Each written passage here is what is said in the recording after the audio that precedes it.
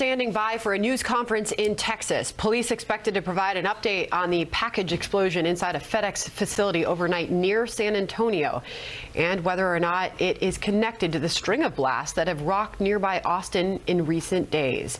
Raj Shah is the White House Principal Deputy Press Secretary. Raj, thanks for joining us this morning. A busy news morning. What is the White House latest thinking on what you're hearing coming out of Texas? Well, Sandra, good morning, and thank you for having me on. The White House is monitoring the situation. The president is watching this closely. We have FBI agents on the ground who are coordinating very closely with local law enforcement. We are looking to find the exact nature of the package that was sent overnight, and also this other recent spate of incidents. Our hearts and our prayers and thoughts go out to the individuals who are affected.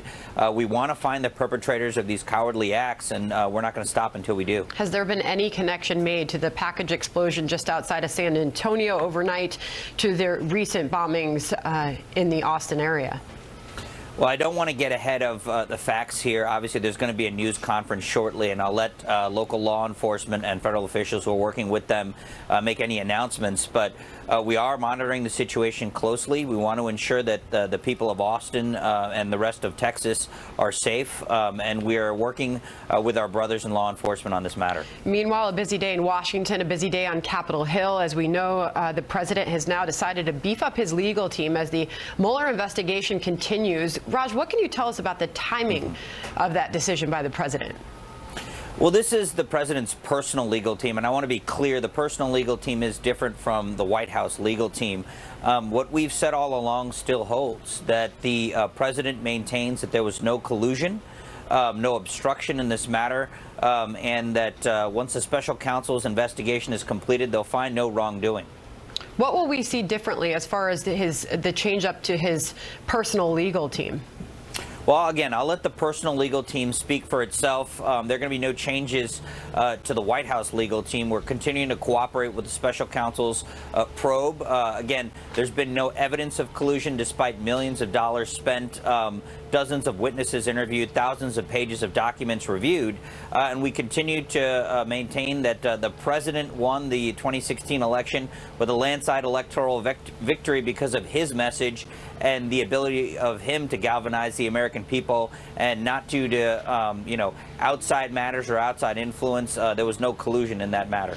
Raj, it's a deadline quickly approaching to fund the government by the end of the week, Friday. Congress is trying to get something done. We're being told a lot of different things from a lot of different groups and a lot of different parties. Democrats, Republicans seem to still be divided over some key issues. What are the biggest sticking points at this moment? Well, there are a number of issues that are being worked out with Congress, but we remain confident that by the end of the week, we're going to have a funding bill that funds this White House and this president's priorities. We are focusing on rebuilding the military, and right now we're looking at a package that's going to present over $700 billion in funding for the military for each this year and a little bit more for next year. It's going to be important. That's what Secretary Mattis and the president's generals have told him that they need to help reinvigorate our U.S. military and protect our national security. It's also going to fund, hopefully, our core priorities of infrastructure, supporting and protecting our veterans, and also funding to combat the opioid crisis. The president's most recently said, Raj, that he doesn't think Democrats want to get a deal done, that they don't want to help Dreamers. We heard Sarah Sanders earlier saying that Dreamers are being used as political pawns. We think that's true. Look, we think that the DACA program, which President Obama put into effect, is illegal and unconstitutional. It needs to be supported by legislation. And the president has offered Democrats a fair deal now twice that would either provide a path to citizenship or at least legal protections for these DACA recipients, and they have balked. They've balked each time because they don't want border security. They're playing politics with this issue, with people's lives, rather than coming to the table, negotiating, and figuring out a resolution. The president wants a responsible solution to this issue, and Democrats don't seem to be budging. Lastly, Raj, Andrew McCabe's firing Friday night resulted in a lot of tweets by the president over the weekend.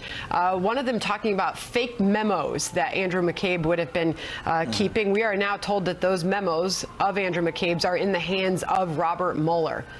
What does the president anticipate will come from those? Well, first off, as I said earlier, there's no collusion, no obstruction, no findings of wrongdoing will come from the special counsel's investigation. When it comes to Andrew McCabe, he was let go by the Department of Justice based on the findings of the Office of Personal Responsibility in the Department of Justice because of his actions. And I think they're going to be documented in an upcoming Department of Justice Inspector General report. It's going to go through, the actions that he did that led career officials to recommend to the Attorney General that he be fired. So I think he is responsible for his firing and his own conduct, and it has nothing to do with the White House. I've got 5 seconds left, Raj. Does the president believe that Mark Zuckerberg needs to testify on this data misuse story that's out there? I think the president believes that Americans' privacy should be protected. If Congress wants to look into the matter or other agencies want to look into the matter, we welcome that. Without knowing the specifics, it's difficult to talk about whether an individual should testify, but we do support the privacy of American citizens. Got it. Raj Shah, thanks for coming on this morning. Thank you. Well, as Raj Shah just said, calls are getting louder for Facebook founder Mark Zuckerberg to raise his right hand and testify in Congress. And after revelations that data firm with connections to the Trump campaign, Cambridge Analytica, well, they apparently mine the information of millions of Facebook users without their permission. And this comes amid new reports that the Federal Trade Commission plans to launch an investigation now at Facebook and the way it handled our personal data during the campaign. William Lajeunesse has been following this story from our West Coast newsroom. Hi, William. Well, Eric, lawmakers do want to know if users' personal data is being misused, their level of consent, and how complicit Facebook was in allowing Russia or others to interfere in U.S. elections. And the likelihood that the EU or the U.S. may now regulate Facebook crushed the stock on Monday, sending it down 7% or $37 billion after reports that Facebook failed to protect some 50 million users, data that was later used by this political targeting company to influence U.S. voters in 2016. The situation shows, 270,000 people took a survey, 50 million people were impacted and their data was accessed. There's this massive breach of user expectation that I think will be hard for Facebook to come back from. So the latest shot comes from London against Facebook, where a Channel 4 undercover investigation found that targeting company Cambridge Analytica offered to bribe opposing political candidates, then spread the evidence on the internet. And if that didn't work, try hookers. We'll have a wealthy developer come in, somebody posing as a wealthy developer. I'm a master of disguise. Yes. They will offer a large amount of money to the candidate to finance his campaign in exchange for land, for instance. We'll have the whole thing recorded on cameras, blank out the face of our guy, and we'll have posts on the internet. Yeah, we can bring some Ukrainians in on holiday with us. Right. You know what I'm saying? Yes. They are very beautiful Ukrainian girls. They are very beautiful. Yes. I find that works very well. Cambridge Analytica claims that Channel 4 misrepresented what was really said. Facebook now is conducting their own audit. And finally, #DeleteFacebook is now trending on Twitter. Back to you. Yeah, and they even have more installments in the undercover video, too. All right, William, thank you. Sandra? We are awaiting that news conference in Texas and an update on the package explosion at a FedEx facility just outside San Antonio. We'll bring it to you live as soon as it begins. Plus, there's breaking news from Capitol Hill. Speaker Paul Ryan, well, he's making it clear he's been told there are no plans to fire Special Counsel Robert Mueller. Congressman Eric Swalwell of the House Intelligence Committee would join